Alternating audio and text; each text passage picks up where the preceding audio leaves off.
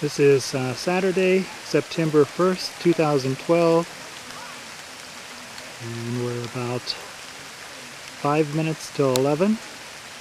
The Quaker Fair is set to begin at 11 a.m.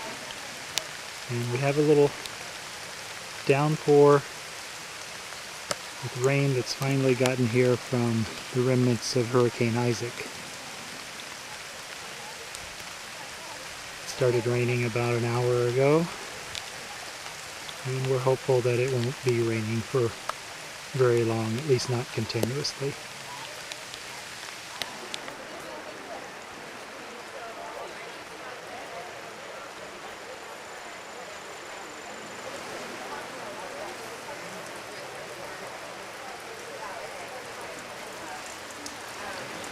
And we just now started serving beans. Ham and beans are being served.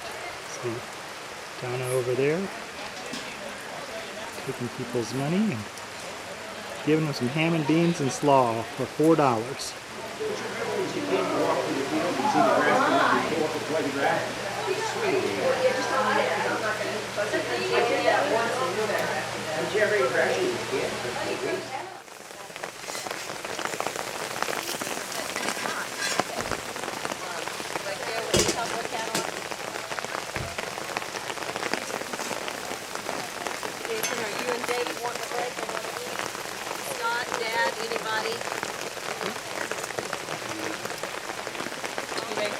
Thinking if we level the coals out, probably going to take 20 minutes to get the fire back up. No big deal. New ones, you think? Oh, that smells so good. Is everybody over there ready, Maddie? So what time did you put the beans on this morning? 8 o'clock. 8 o'clock. First pot 8 o'clock, second pot about 10. Okay, and it's a little past 11 and we're starting to serve. We're starting to serve, that's right.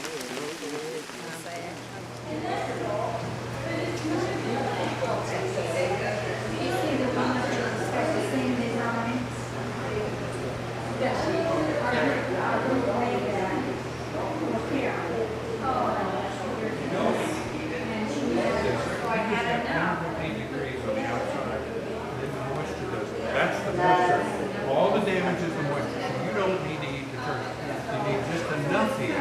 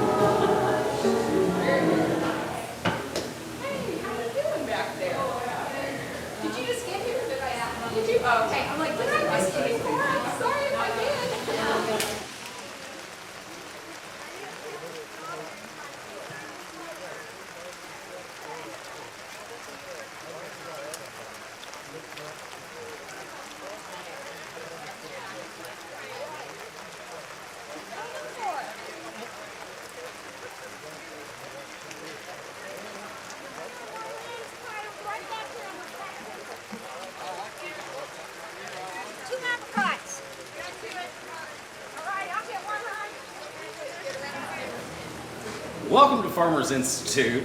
My name is Mark Naylor, and I am a 6th generation member of the meeting. What we're in right now is the meeting house to the Farmers Institute Society of Friends. Okay, and our little community of Farmers Institute was founded here in 1828 by 5 different families consisting of 3 Hawkinses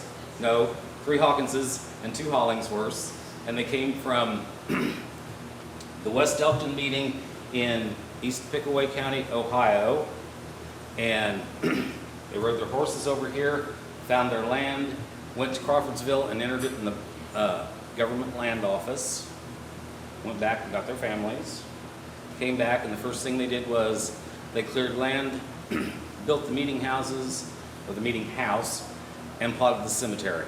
And originally we were at the corner down here at the cemetery, and we were known as the Flint Creek Preparative Meeting, and then later on we were called the Greenfield Monthly Meeting. And in 1851 this building was constructed as a single-story building.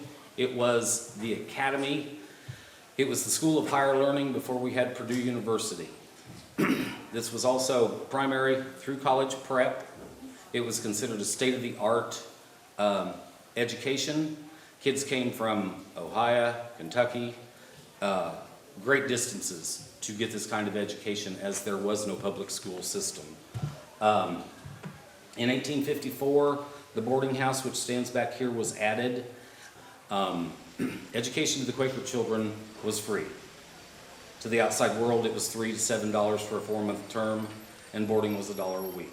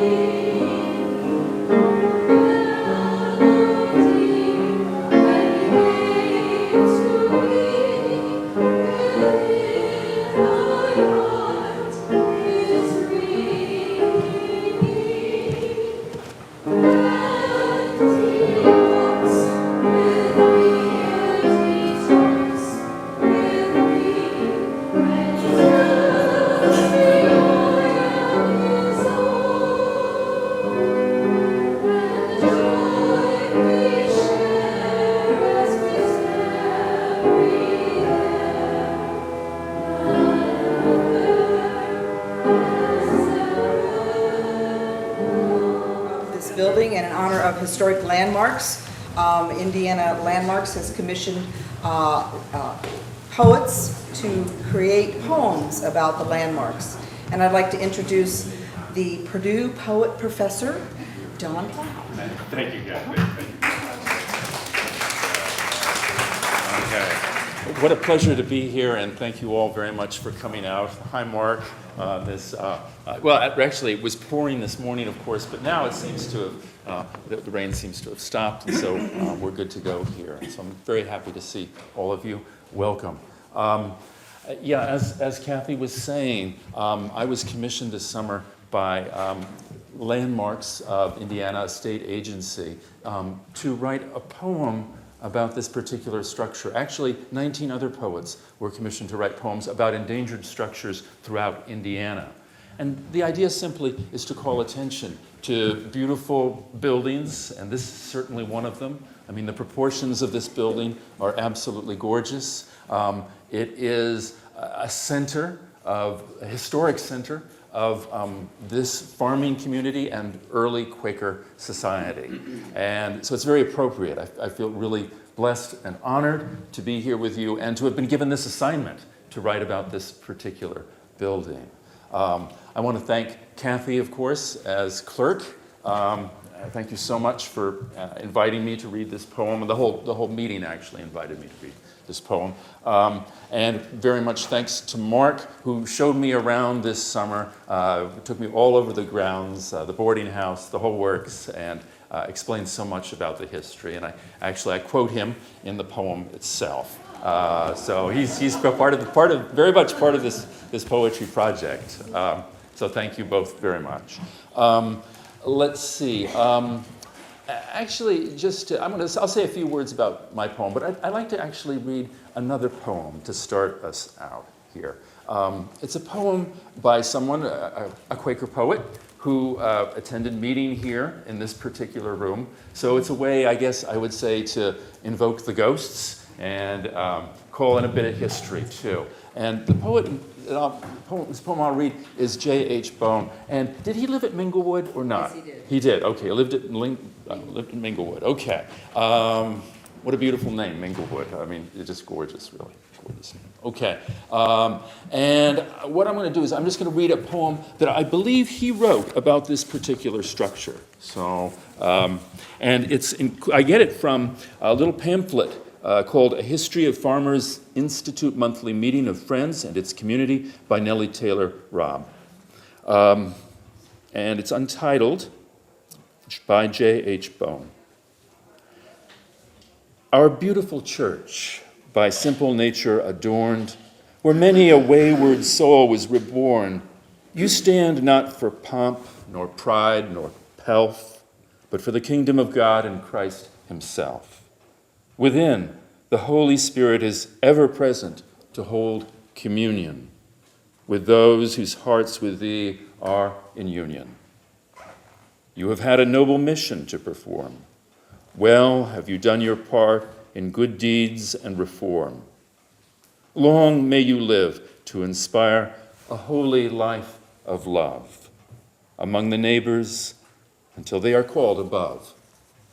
So that's by J.H. Bone. Okay, let's see. I'll turn now to my own poem, and I have to tell you, it's not in rhyme or anything, or in meter. It's in free verse, and I think I know Kathy showed me Minglewood. I came to a meeting, and she was wonderfully hospitable. Took me over to Minglewood and showed me the house and the grounds, but also some poems by J.H. Bone, and they were, of course, as the style was back then, in meter and rhyme. And I thought, oh no, because I'd already written a draft of this poem, this is what Kathy expects. She wants, meter and rhyme. And I thought, oh dear, So I apologize in advance for the lack of rhyme, the lack of meter. There might be a couple of things I need to tell you about the poem, just to sort of orient us a little bit. One of the things I really strongly wanted to do in this poem was to make people see the meeting house. So I'm very careful to try to describe it as exactly as I can. There are lots of little details mentioned in the poem, and I believe they are all accurate to the structure. So I wanted to get the visuals right, make everybody see this. wonderful meeting house. And then I wanted, of course, to touch back on some of the history, too. It was actually started, as most of you know, as Farmers Institute was an institution of higher learning. It was sort of half high school, half college, basically, for people in this area and throughout the Midwest.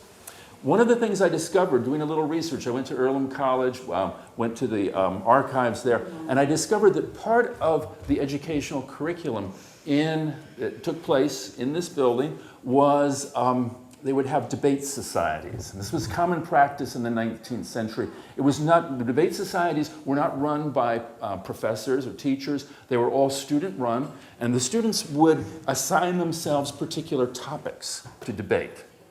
And the minutes of this particular debate society that met here is called the Western Literary Union.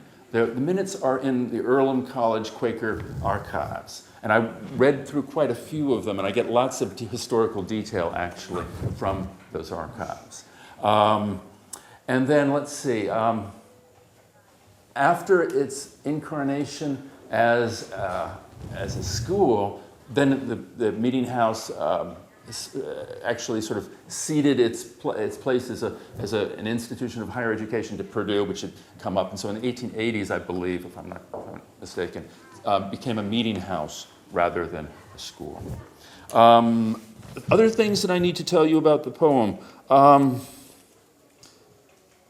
word simile is just a comparison using like or as. I'm really pleased to see all the quilts spread out over the benches here. There's a couple of one reference to quilting. There's a reference, of course, to Buddell Sleeper, who was, after whom Sleeper Road was named, and all the Quakers were famous abolitionists, of course. The other little detail is there's a Latin word sic that I use. It means thus, and it's used to annotate a quote where there's a mistake in the original quote, and you're quoting it directly, and you're just acknowledging that misspelling, basically. So, here we go.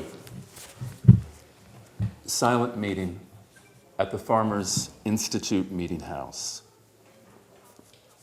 The 2 wreaths of dried forsythia sprout yellow silk flowers and hang on the white front door like double suns, crowns of thorns, blooming fire.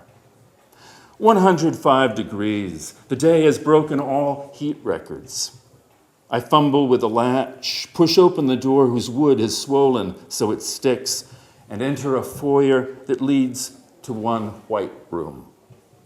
Here are 22 white benches with walnut scroll arms, a harmonium whose foot pedals are covered with worn red, blue, and gold Persian carpet, an upright piano, a lectern, 3 chairs on a raised platform for the meeting's pastor and elders, and 1 small marble-topped table.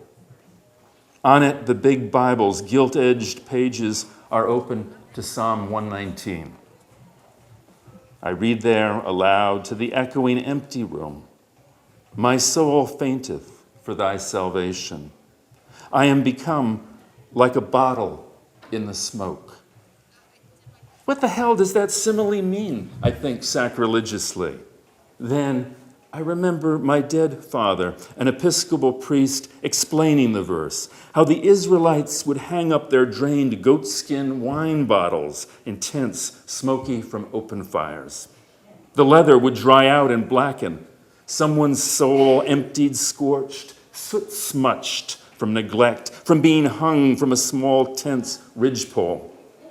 I sit down on a white bench on the east side, where the women would have sat, and let the 160-year-old silence of the place enter me. High-ceilinged, the room is cool, fragrant with old wood. The meeting has dwindled to a dozen souls, said Mark Naylor, the man 3 years younger than me, who unlocked the door yesterday to let me in. All meetings rise and fall, he mused, but where 2 or 3 are gathered together, his voice trailed off. I hope we don't have to lay this meeting down. I watch the sunlight filter through tall windows. Most of their 18 panes are clear, but sometimes an old pane warps the view so that the maples and cedars with sky blue berries that shade the meeting house twist sinuous as reflections on moving water. This minute is motion and amazement. I am a quorum of one, but like to imagine I sit here with the whole congregation of the years. The room, silent, is full of men and women who wait upon the Lord. Bud L. Sleeper, whose buckboard, Mark told me, was loaded with firewood and had a false bottom to hide runaway slaves, sits in his dark frock coat at the head of the meeting on the men's side to the west.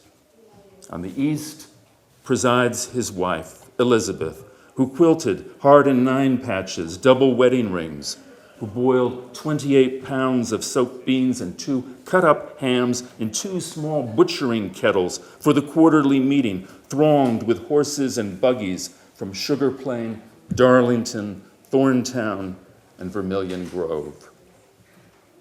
Great-grandmother, great-grandfather, they rose and set like double suns. They died within 1 year, first he, then she, in 1889. There's still a road called Sleeper Road that cuts the cornfields they used to own half a mile from here. One day, I'll drive it, but not now. I want to wake and stay awake and be woken with fire like the 2 glass kerosene lamps mounted on iron wall brackets by the northernmost windows on either side. Each has a round concave mirror of silver-plated metal behind it to focus the flame, throw light into the center of the room. The glass reservoirs are half full of golden kerosene, into which the wide cotton wicks dip their thirsty tongues. I would be such a light when winter dusk settles in, as it will do 6 months from now. 2 days ago, I read the minutes of the Western Literary Union, grand title for the debate society of students, mostly Quaker, at the Farmers Institute. Indiana farmers built this meeting house and used it first as a school of higher learning, equipped with a new and complete philosophical, chemical, and astronomical apparatus worth $500, according to the 1851 advertisement, together with a new and elegant mannequin of Hyatt manufacture worth $500. They must have used the mannequin for anatomy lessons. The secretary of the Western Literary Union wrote in swirling calligraphy the minutes for the 10th month, 22nd, 1864. The following question adopted for discussion in 1 week. Resolved that there is more true happiness among the poor than the wealthy. The regular exercises were then entered into, which consisted of essays and declamations. W.P. Hollingsworth and John Roop were appointed fire builders and lamp lighters for the term. All through the Civil War, they debated questions like, resolved that Jefferson Davis is a greater tyrant than Tiberius, or resolved the signs of the times indicate a downfall of this republic. The judge decided both questions in favor of the negative. The Quakers wouldn't fight, but kept debating. Resolved that the opossum is more destructive to fowl than the owl. Resolved that the language of all nations should be universal. Resolved that the enjoyment of life increases with age. Resolved that the world is a living animal, and resolved that women should, underscored 3 times, be entitled to all the rights of suffrage. Sick. When the judge decided this last question in the negative, there was an uproar. They appealed to the House, and the union's members voted in the affirmative. The silence of this room fills again with the voices of men and women arguing the old, unanswerable questions, resolved that gracefulness has on the mind a more pleasing effect than beauty, and resolved the imagination is productive of more suffering than real troubles. Of this second question, the secretary wrote, Mary Hollingsworth appointed judge. After quite an interesting discussion, the judge decided in favor of both sides. But the Quakers knew that silence is the end of all our talk. Final, unappealable silence reconciles the dead disputants. I walk over to the harmonium, lift its lid, uncover the keyboard, and above it, lacquered black wood with Packard in gilt Gothic letters and the white porcelain knobs of its 11 stops. They are all labeled. The dulcet bass has been pulled out.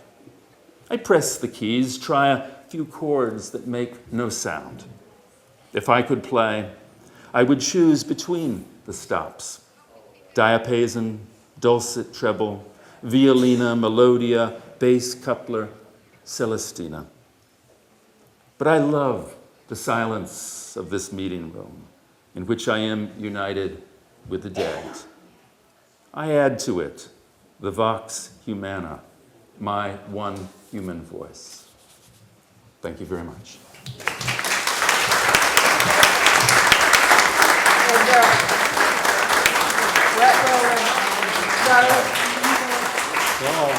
Will there be copies?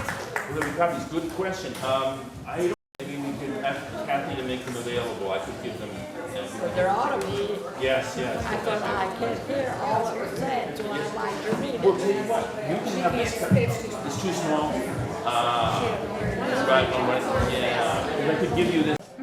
Okay, what is your name? Mary Ransopher. Ransopher. Ransopher. Ransopher. And Mary, how are you doing today?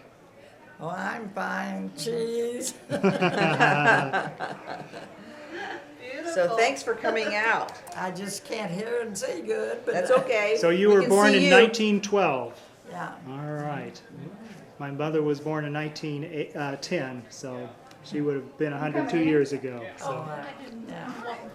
You might put my maiden name was Farlow, Farlow, because that is a historical, an old name connected with the.